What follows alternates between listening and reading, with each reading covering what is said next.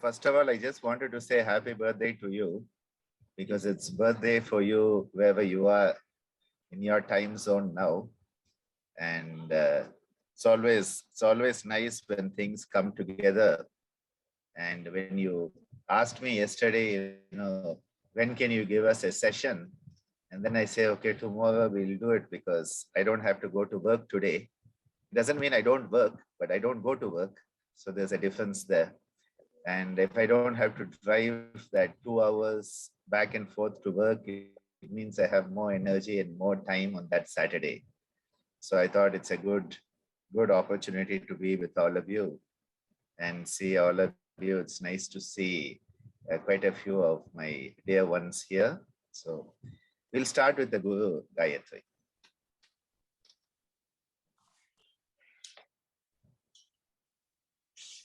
Om.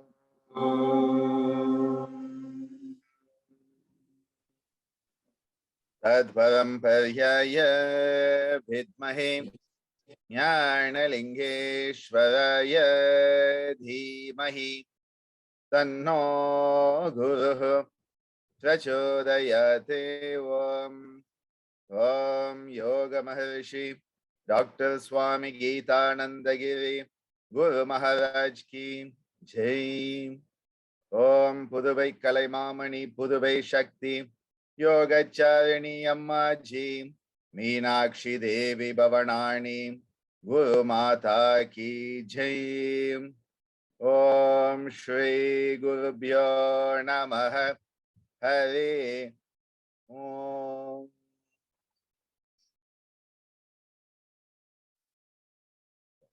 So before I start, Devasena wanted to say a happy birthday. She's here. I said it's Jnanadev's birthday, so she said I have to wish him. So yes. Namaste. Namaste everyone. Vanakkam Jnanadev. Vanakkam Deepika. Nice to see you all. Happy birthday, Jnanadev. Thank so you. Nice to. Thank you. Janmadhanamidam Jananadinamidam Janmadinamidam Jnanadev Jananadinamidam Ananda Dinamidam Ananda Dinamidam Ananda Dinamidam Santosha Dinamidam Janmadinamidam Jnanadev Janmadinamidam Janmadinamidam Jnanadev Jananadinamidam Ananda Dinamidam Ananda Dinamidam Ananda Dinamidam Santosha Dinamidam Janma Dinamidam Janana Dinamidam Janma Dinamidam Jnanadev Janana Dinamidam. Happy birthday. Have a nice day. Happy day every day. Thank you. It is special when your guru can sing you a bhajan. That's like, oh. Thank you. Doing a very good job. Yes. Very nice, very good job. Doing very well. Deepika also great job. Real yoga seva. Both of you, very nice. Thank you so much. Keep going, like Ammaji says. Keep smiling, keep going. As Ammaji says always. Thank you. Thank you for saying that, because now these people can see why do I keep telling them always keep going. Even if they don't want to wake up in the morning, trying to like come out like slugs. I'm like, no, we have to keep going. Yes, that's what Ammaji says always. So we'll try our best to keep going always. And everybody, good wishes. You are in the good hand. I mean, continuing the good Parampara teaching. It's very unique. And so do well. Keep going again. Thank you. Thank you so much. Nice to see you all. Thank you. So that was a surprise package. And, you never know, because here a lot of renovation is going on. And so workers are running around. So I never know when Devasena is going to be here. But then I said, 12:30. It's our 12:30 our time here. So I said, I have this session. And she said, oh, okay, I will come in. So that's good. So, well, I was thinking what I wanted to share with you, and I'll share some thoughts for a short while. And then any questions that you have, we'll try to address them, because that's always the best way to go forward. We are living in very challenging times. We are living in times that often seem to be maybe the worst of times, because we as a human race haven't had to lock down or lock up the way we have in the past few years.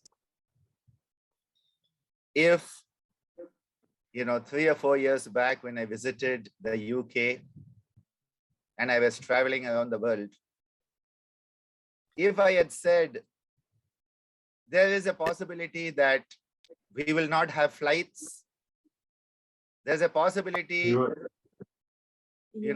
borders are going to be closed, there's a possibility you're going to have to stay at home and not go out of your home for weeks and months, people would have said, you are mad, Dr. Ananda. You need psychiatric help, because that's never going to happen. This is a free world. We are free beings. We can go where we want, do what we want, and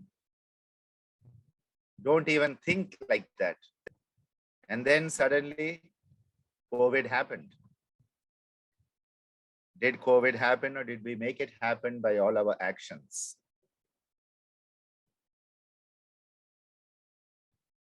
And suddenly we realized we are not as powerful as we thought we were. Humanity, with all its great nuclear weapons, all its weapons of mass destruction, all its new technologies, and a virus that you cannot even see, the invisible enemy that you cannot even see, the virus whose total load in the whole world put together fills a small cup. That's the total load. And what it has done to us as a human race. It has showed us our Achilles heels very well. It has shown us that all this bravado was a false show. All this idea that we were in control was just delusional psychosis and nothing else. And when we thought, oh, we have overcome the survival instinct, we are human beings, we are rational beings, we can maintain calm. And it said, you cannot.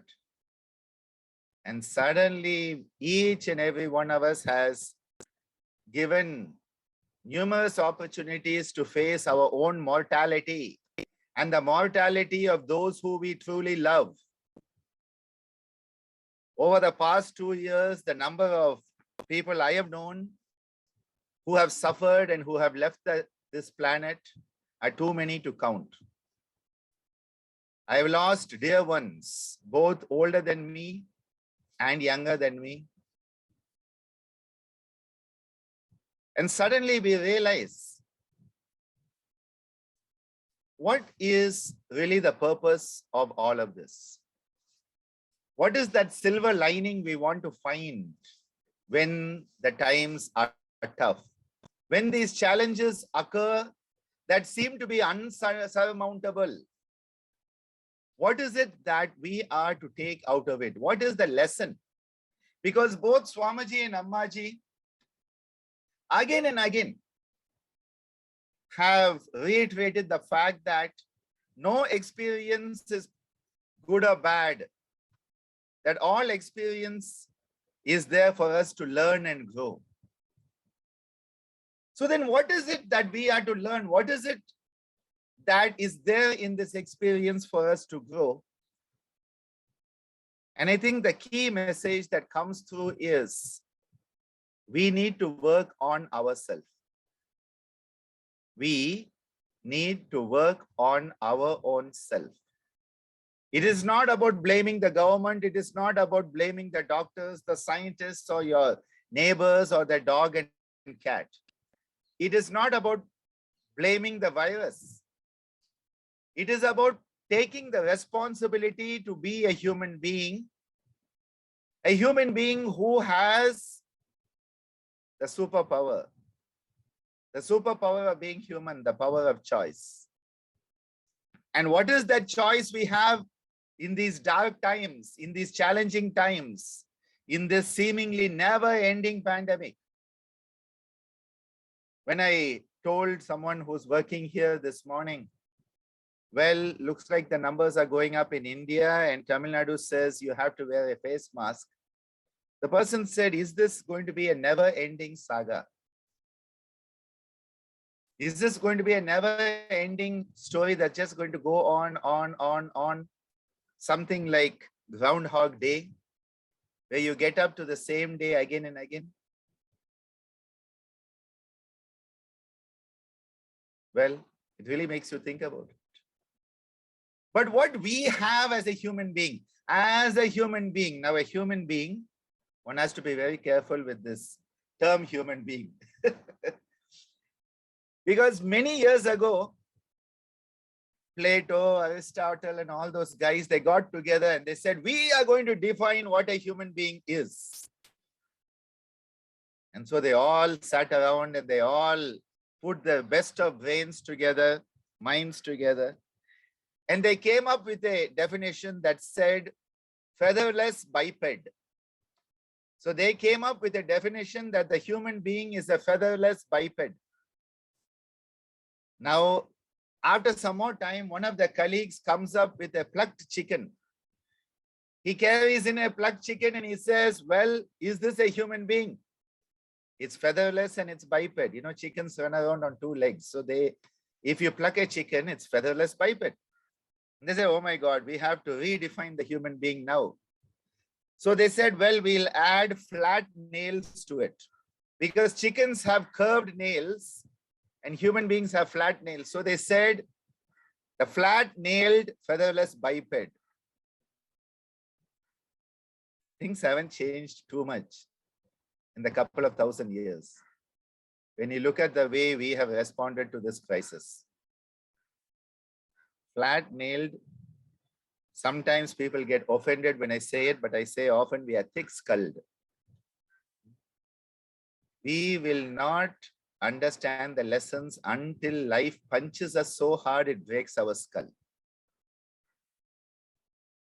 If we could develop sensitivity, I think two qualities that we are looking at, and both of these qualities, everything I'm talking about is something that yoga as a way of life enables us to develop.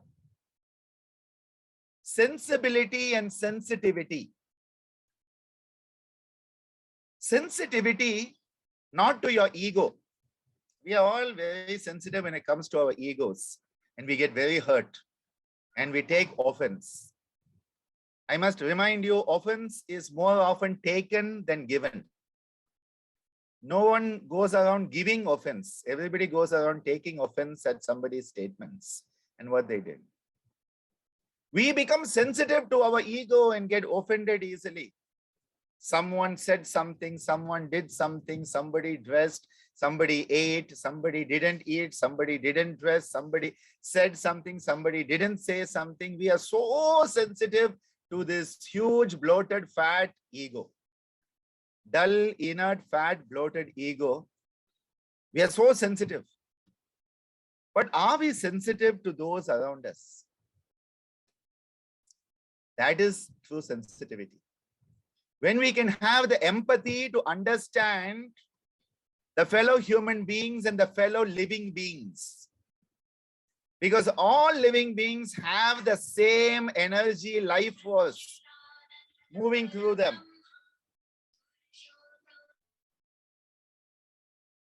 Every life form has the same prana going through it. The same life force, prana, that we work on in pranayama, enhancing our awareness of that prana. Every life form has that life force. Can we be sensitive to them? When you walk by a plant, can you say, hi, good day? When you see a flower, can you stop yourself from plucking it unnecessarily and say, You just look so beautiful today. Love you so much. What do? We say, that's a nice flower. We pluck it, put it in a vase, and it dies. I'm not against putting flowers in vases, okay? What I'm saying is it required? Is it necessary? Is it noble? Is it legitimate? And many people, they pluck it on a walk. They go walking, they pluck a flower. Oh, it's so nice. And 5 minutes later, throw it by the side. See, when you love something, when you are sensitive to it, you want it to grow, you want it to bloom, you want it to manifest its abundant wellness. Can we have sensitivity towards every life form on this planet? Can we be sensitive to other living beings? Can we be sensitive to other human beings and not just to our own ego-based drives, which are often very primitive, based on reflexes and based on reactions?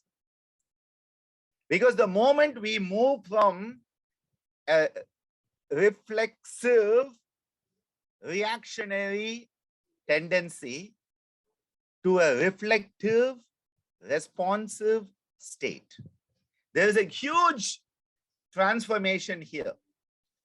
The first one is you're locked in instinct, you're locked in reflexes, you're locked in reactionary spirals.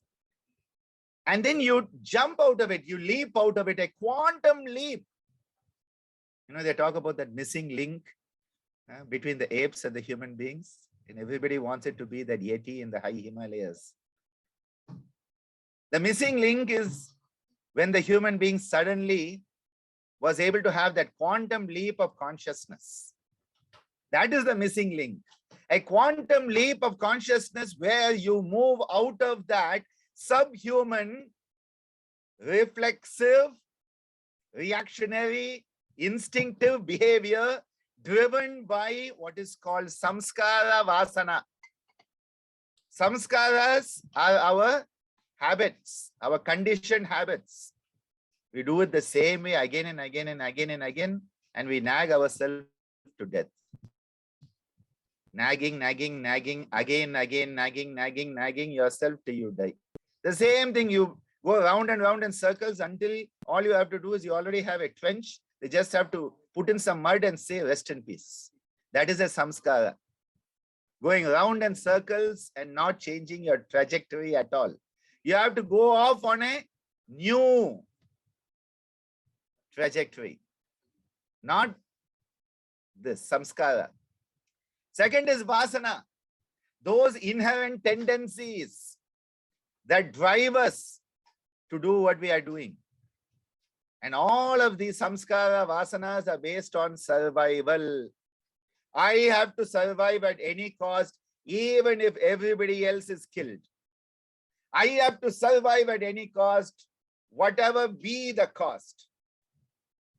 Such a primitive drive, and is found in even the wisest of people.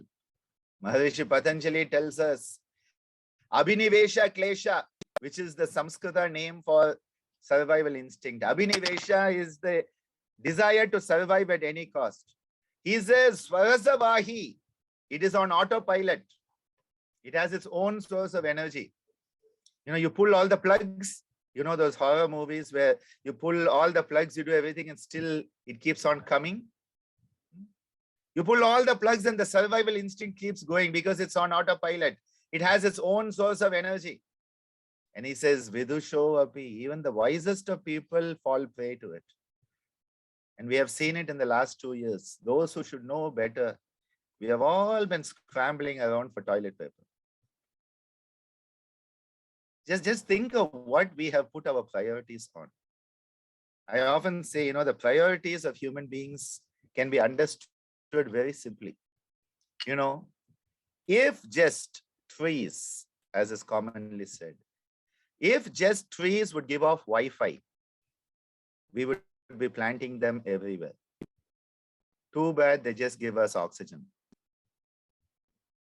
That statement tells you the priority of us as a human race.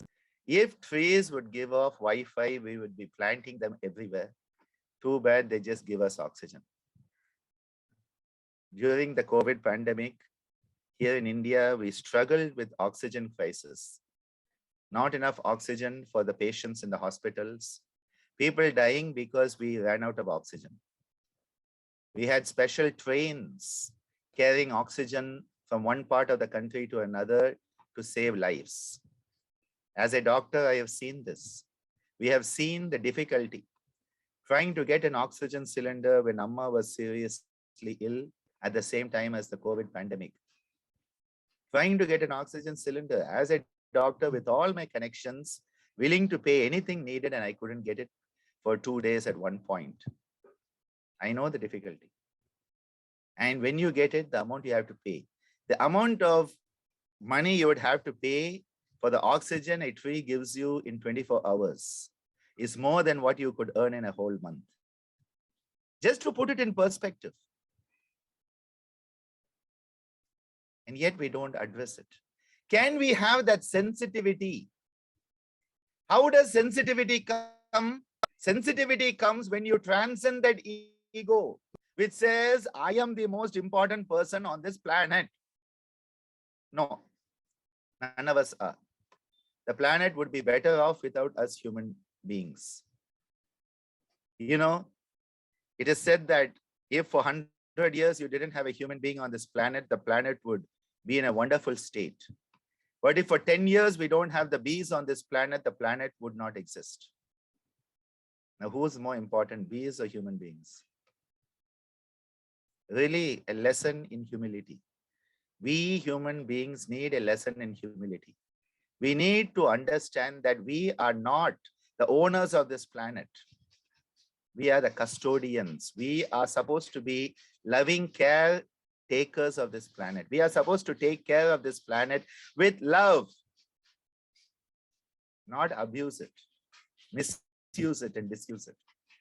That is sensitivity that I'm talking about. The sensitivity that enables us to see how we can minimize the destruction we cause on this planet. And then another quality, sensibility. Sensibility is the capacity to know what you can do about it. Just give me 1 second.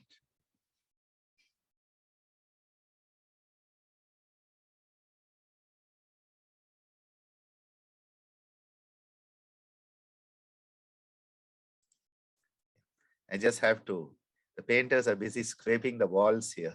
So it all has to happen at the time I choose to give a class, right? Everybody wants to scrape the wall next to me and everybody wants to come in and clean the room. And it's just astonishing. They will not do it the whole morning. And then I start teaching and they have to do it. Murphy's Law, they call it. If anything can go wrong, it will go wrong at that moment. Coming back, sensitivity and sensibility. Sensibility is the capacity to know what can be done, what you can do, and then how to do it, and then to do it. So you should know what to do, how to do, and then go about doing it. And you should also know what you cannot do. As a doctor, I think one of the most important things I teach my students is, if you cannot help somebody, please refer them. Please refer them to someone who can help them. Don't let your ego get the better of you and end up killing a patient. I have seen so much of this in the medical field, where egos get the better of sensitivity, sensibility. And because their ego is so bloated, they pull, and finally you lose the patient, when if they had been referred at the right time, you could have kept that life and saved a life. Same thing in yoga also, I find. If you are not able to help someone, let them move to somebody who can help them. Even this morning, I talked about one of my father's students, Ken Lieberman, professor of sociology, University of Oregon. And at one point, my father told him, he said, Ken, you need a hardcore asana practice. And he said, I'm sending you to my friend Patabi Joyce in Mysore. Go and learn from him. And Ken took it up and became an amazing practitioner of the Ashtanga of Patabi Joyce. And today he keeps that practice and he keeps his love and dedication to my father's teachings alive. You know, when you find someone needs something, be ready to refer them. Don't let your ego think you can do it all. Okay, you know, I may be a good doctor, but I may not be a good carpenter, okay? So, you know, if somebody needs a carpenter, refer them to somebody who's good at carpentry, not saying that I'm going to do it and then make a mess of it. And this is why we have to be very careful. You know, there was a car mechanic who once was talking to a cardiac surgeon, and he said, you know, you guys are overrated and overpaid. He said, we do the same thing. You know, we repair the machines and, you know, get into the car and get all the valves moving. We change the valves and we get the pump working and engine oil going everywhere. And he says, you guys do the same and you get paid so much more and you're put up on a pedestal compared to us. And the cardiac surgeon said, excellent. He said, start changing your valves in the engine with it running. Start working on that car engine with it running and put your hand into it and you'll understand what we are doing. There's a huge difference. There's a huge difference between doing an autopsy on a dead body and doing an open heart surgery on a living being.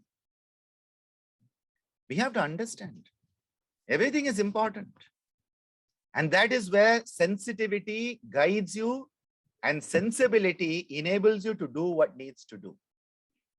These are the three powers that come from the higher buddhi, the discerning capacity in the human being.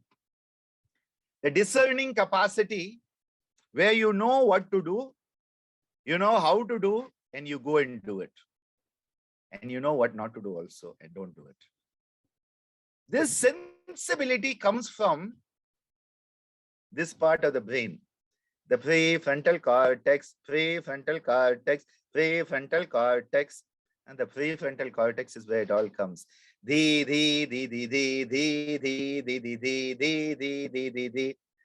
prefrontal cortex. Where does sensitivity come from? The heart. Sensitivity from the heart. Sensibility from the prefrontal cortex, the head.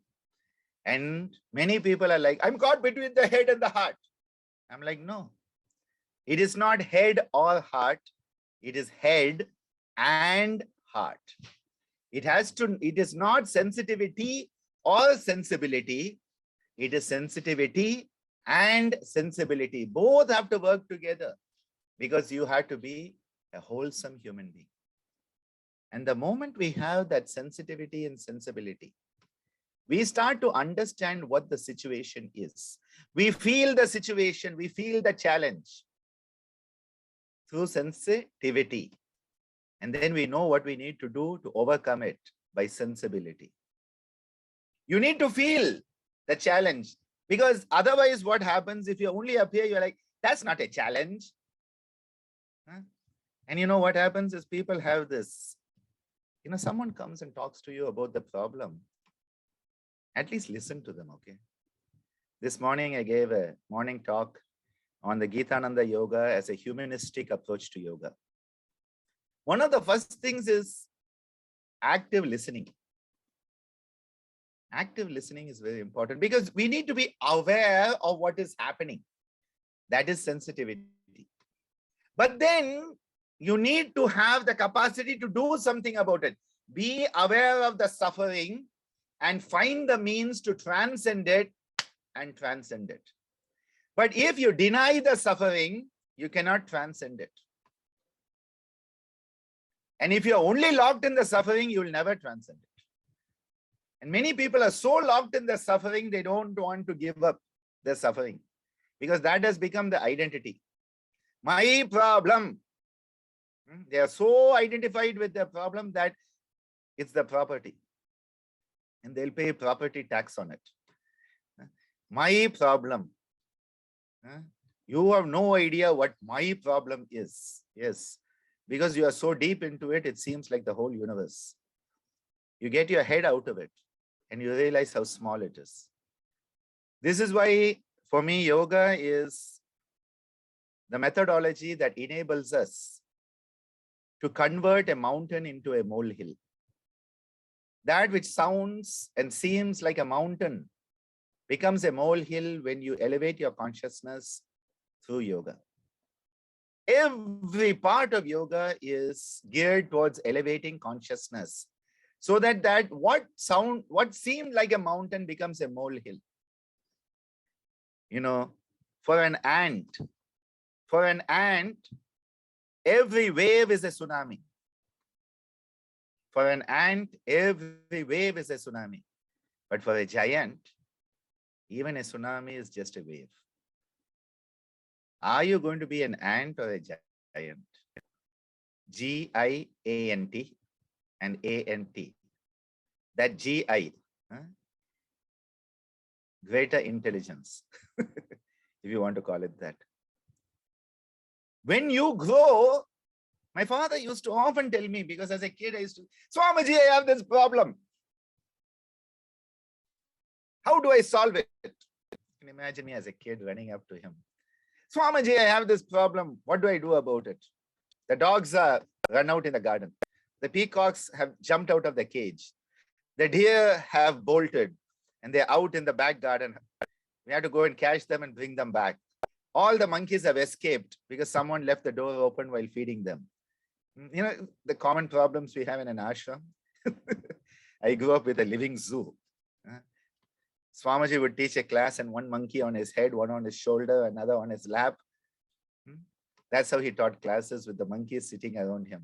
He felt they were better students. I saw monkeys giving birth. I saw deer giving birth. I remember the deer birthing and the bambino coming out. And you know, it's filled, it has still that amniotic sac. It's amazing when it comes out, the amniotic sac, and then it kicks, and as its feet kick it, it ruptures it, and then this wet, skinny little thing, you know, moves around. Couple of hours, it's up and bouncing and running around. And look at us human beings, 2 years before we can walk on our own. 2 years. 20 minutes for a deer to be up and running. I remember those beautiful experiences. And every now and then, one of them would jump over the enclosure and have to go and capture it and bring it back. And Swamiji, I have this problem. How do I solve it?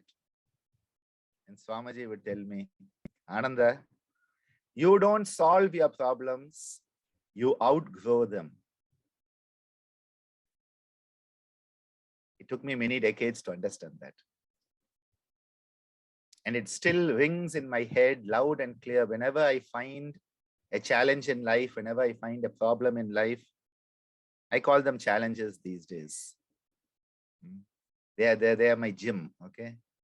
Just like you go and do some bull working and you lift weights to get muscles.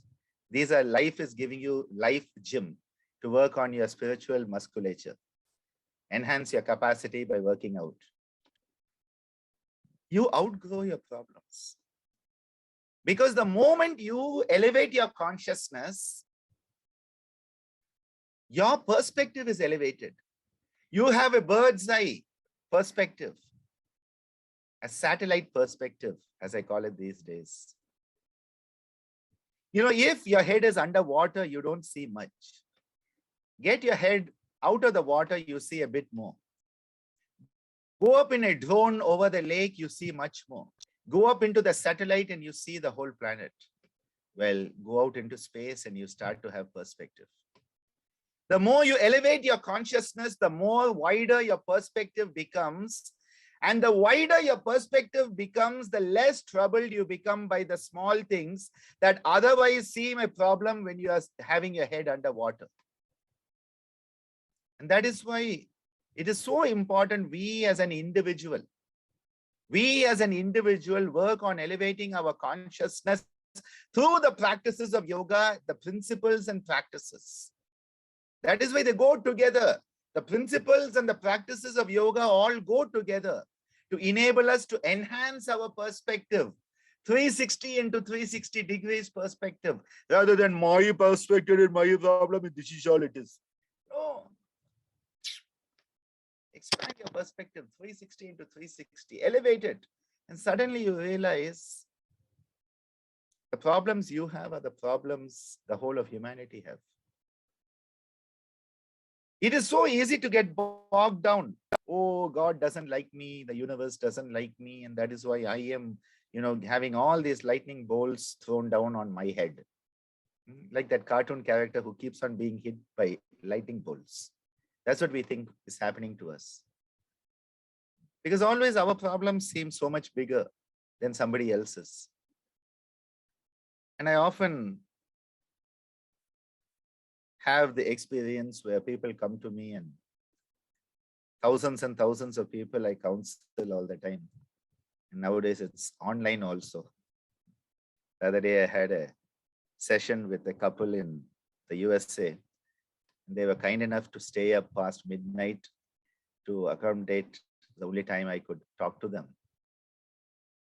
And again, what I found is all of us basically have the same problems. They're not too different. Names are different. Maybe the color is a bit different. Some have a bit more chili, some have a bit more spice, and some have a bit more sweet. That's all it is. But the basic problems, I would say about 85 to 90% of the problems are very common amongst all of us. And it's always a common statement that comes out. Doctor, look at my life. It is such a mess. And look at that person's life and it is so perfect. And they'll always quote somebody. And here it is very funny because I just know so many people that more often than not, the very person they are quoting and saying, oh, they have a perfect life, is the person who came to get counseling from me the previous week about how terrible their life is. And this is something I've seen again and again and again over the last 3 decades of trying to help people. Because I love helping people, I try my best. Because I'm a people's person. I believe in the innate goodness of human beings. And I told Amma that sometimes it's getting challenged. Some days, I'm really questioning myself. And she said, no, you're on track, keep going. Sometimes when you meet these thick, skulled, flat-nailed, featherless bipeds with blah, blah, blah, blah, blah, blah, words which I don't want to tell you, you do wonder about your belief in the goodness, innate goodness of human beings. But despite that, yes, my fundamental belief is there is a deep goodness in every being. And the divine shines through each and every one of us. And it's unshakable belief because I just seen it again and again. But it's always so easy to say, oh, my life is a mess. And that person's life is better off. And then that person's life is also a mess. It's just you don't know about it. Because, what we have is we have gold-plated junk. And so people don't know it's junk because it's gold-plated.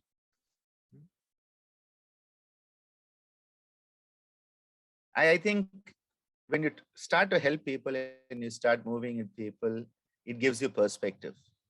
And there are days where I think my life is bad, okay? There are days I think my life is bad and I'm like, seriously, Ananda, punch yourself in the nose and wake up. That is my positive self-talk to myself as I drive to work. I talk to myself a lot. I do it when I'm driving so that nobody thinks I'm mad. Because if I'm talking to myself, they think I'm mad. So I talk to myself while I'm driving so that nobody knows what's happening. They think, I'm on the phone with somebody and I'm just talking to myself. What do you think, Ananda, we should do today? And how do we deal with this? Okay, fine, let's do it. Yeah, I do it. So if you do it, you're not weird, okay? It's good to do it. Good to do it because who could be a better conversationalist for you other than your own self? Someone who knows you in and out, someone who knows your ins and outs and pluses and minuses and your good days and bad days and your strengths and weaknesses. Have good chats with yourself. Have good chats with yourself. And I keep on asking myself, Ananda, what are you going to do about this? This is a question I ask myself. What are you going to do about it? And then that questioning myself gives me the answer. Rise above it. Grow bigger than your problem. When you grow bigger, you start to have perspective and you see it was much ado about nothing. The other day, in one of those rare moments of loss of control, I got mad at somebody. My son was with me and he was very surprised. I actually got into a heated argument with someone at a shop, at a supermarket. And it's so uncharacteristic of me that Anand Raj was like, what happened to you? I'm not justifying myself, but it's one of those moments where you take a step back, you say, what is it in me that got provoked by the other person? Rather than what is it the other person said? We are always focusing on what provoked us. We are trying to focus on what is it that was the trigger. Yeah, that's the word I was looking for. So we say, oh, he said that, and so this was the trigger. No, they said it, yes. But what was the trigger in us that enabled the gun to go off? My medical professor during my training used to say, genetics is like a loaded gun. He said, genetics is like a loaded gun. Whether the gun goes off or not depends on you pulling the trigger. Genetics is a loaded gun. Whether it goes off or not depends on you pulling the trigger. So if we are losing control, which is basically the gun going off, that is the same metaphor, it is we who have actually pulled the trigger. It's easy to blame others because that is scapegoatism has been there ever since human beings sort of started to think. So we have, all cultures have had scapegoatism. We still have it in parts of India where something goes wrong and they sacrifice a goat and everybody thinks everything is fine. No, it's just you have killed a goat, nothing else. But scapegoatism has always been the find someone else to blame. The yogi says, what is my contribution to this situation? What is my contribution? And how can I deal with it in a different way? It is not to take the blame for everything. Again, there are some people who, oh, it's all my fault. No, that's also ego, okay? It's all my fault is also ego. It's not my fault is also ego. In between lies the balance. How much of it is our contribution? How much of it is an external agency? What is in our power to change? That is where the power of choice, where I started off, comes in. The power of choice to choose our attitude towards whatever happens to us. I cannot change COVID-19, okay? COVID-19 exists. It's out there. The pandemic is there. People are, in, a psychotic, neurotic, anxiety-based, panic-driven mania. This is the current situation of the world. Panic-driven mania, and all of us, and more and more I'm starting to use this term, all of us are suffering COVID PTSD, post-traumatic stress disorder. Every human being on this planet, we talk about post-traumatic stress disorder. COVID is the biggest collective PTSD in human history, because all of us are suffering the trauma.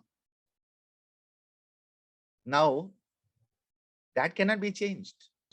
But what can be changed is how I choose to approach it, what I choose to do about it, how I choose to maintain my inner calm. Because your inner calm is within your loci of control.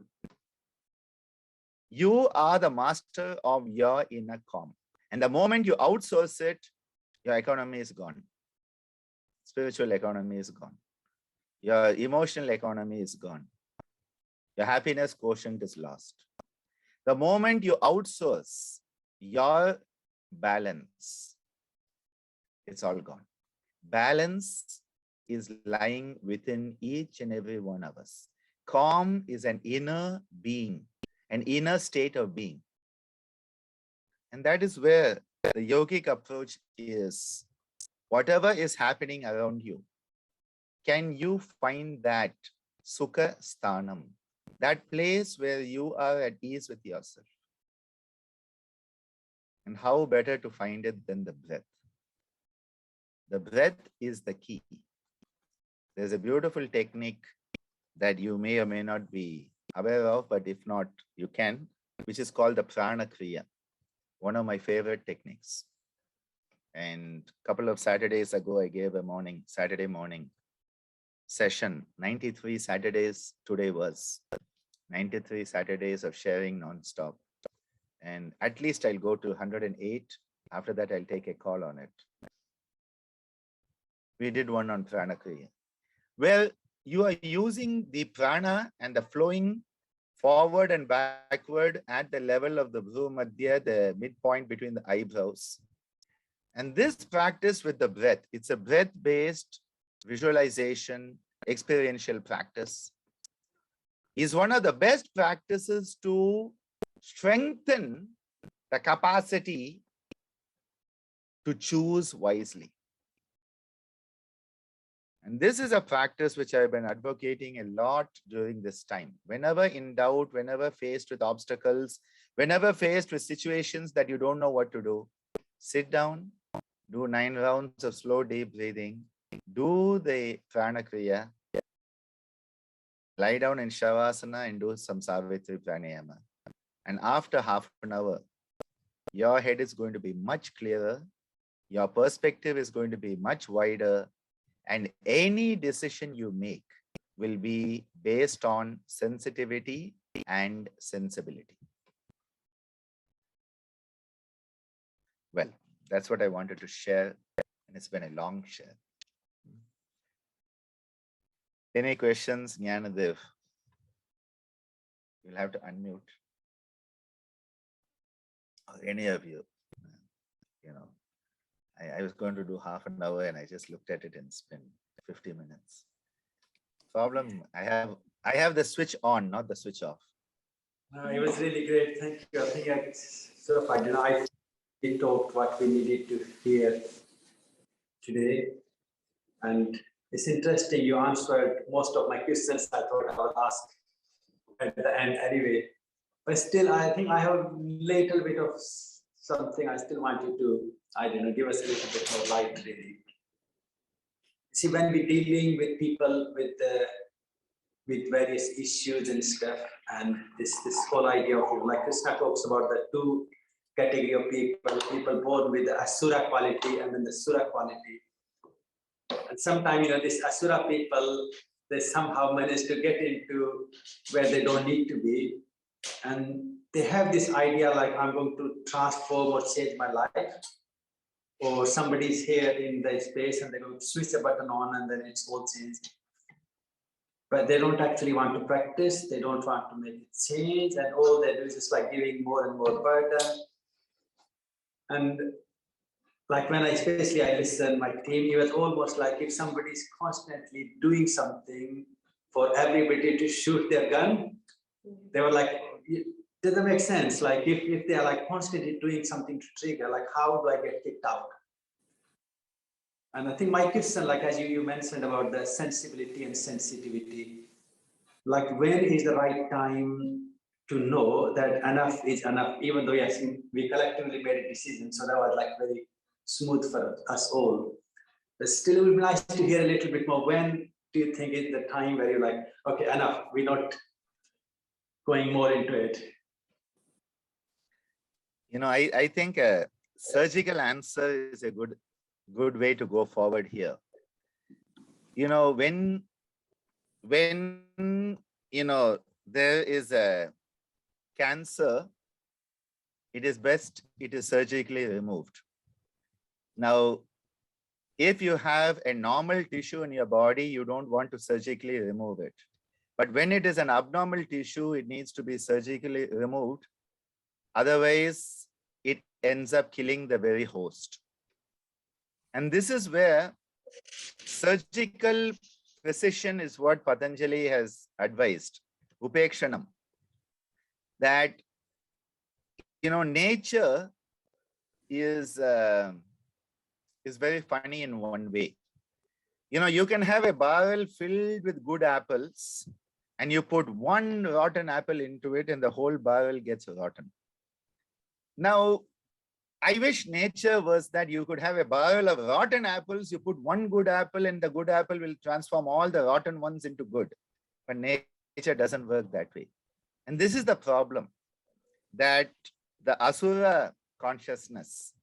And yes, see, Swamiji used to, actually it was Ammaji. Ammaji used to say that, in the good old days, thousands of years ago, you knew the good from the bad because the bad looked bad and the good looked good, and it was very clear. The bad had the horns and the long teeth and the tails, and you knew who they were and you stayed away. But she said the problem in modern times is they all look the same, because it is not a physical appearance, but it is a level of consciousness. And there are people who have that Asura consciousness. And the only way to deal with it is keep a big distance. That is where Vairagya comes in. You have to keep a distance. And that distance, I remember Maitri, who's now in Canada, she defined Vairagya as knowing the right distance to keep from each situation and each person. So now there are some people you can keep them within your arms. There are some people you keep at an arm's length. There are some people you keep in the next room. There are some people you keep in the next country. There are some people you keep in the next continent. And then there are some people you keep on another planet. And that is how Vairagya works. And it is not that you keep everybody equidistant. This is not the democratic norm that you treat everybody the same. That is where the issue is here. That you realize that the negative impact out, it's so big that it has to be cut out. When a cancer is growing, the surgeon has to cut it out. Otherwise, you are endangering all the healthy tissue. You cannot endanger healthy tissue for the sake of catering to cancerous tissue. And this is the surgical precision. Now, it is often very difficult because I told you, and I know you also. See, this belief in the goodness, innate goodness of people, the power of change in people, and that everybody's on their own struggle and, oh, they're going to change and they're going to become better. What happens is often we don't operate when we should operate, and we make a mistake there. And I've seen this happen in my own life, that there are times where certain people should have been cut out of my life much, much before I cut them out. And we learn, Jnanadev. We learn, that's all I'll say. And there's no ready-made answer to it. We have to learn, and we have to start to recognize the symptoms earlier. I think what happens is often we have a tendency to negate the symptoms and not treat the disease.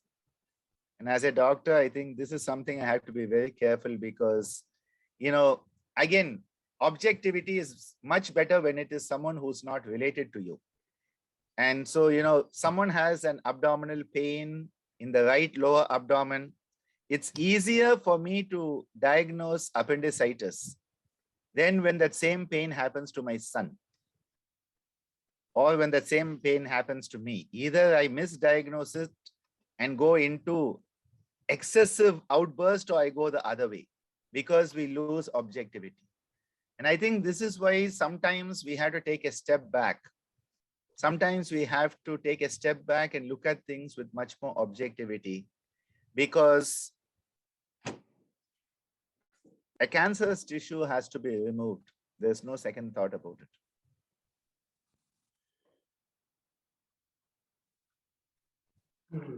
That was really lovely. Thank you. Thank you. And I'm quite lucky actually, because I had a team of really amazing people. They removed the apple before even I said anything.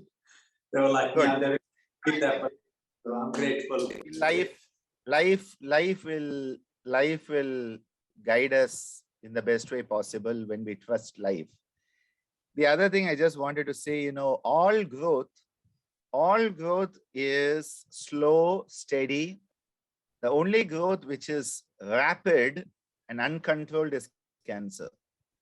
And so we have to always be careful of that. And this is another telltale sign that I'm starting to utilize in my own circles, is that this uncontrolled rapid growth most probably is cancerous. Natural growth is slow and steady. And Amma keeps reminding me of that. She keeps reminding me of that. So that's another thing to keep in mind. Where suddenly somebody becomes Mahaguru overnight, and then the third night has become the enlightened saint. Most probably something else is happening. It's not spiritual growth. Thank you very much, Dr. And it's been like really special moment for us all in the morning, and it's just become my special birthday today. Thank you. A pleasure being with you today and every day. And I think, the silver lining on the COVID pandemic for me is the fact that I've been able to connect with so many of my yoga family all over the world in such a deeper, closer way, that rather than me having to travel all the way to where you are, or you having to travel to where I am, we have been able to connect in a space which is in the now. And it's a space where we are all in the same place at the same time for the same purpose. And I think it's been one of the great blessings of the COVID pandemic. Despite all the suffering, I think this experience is something that I hold close to my heart. And I hope that as things become normal, whatever that new normal is going to be, that as we move into in-person meetings, that also we don't forget this beautiful space that can be created where we can all be in one place at one time for one purpose. Have a wonderful day, and once again, a happy birthday. My love, my blessings, my good wishes to each and every one who's part of this. And as I always say, be blessed and be a blessing wherever you are. Hari Om Tat Sat.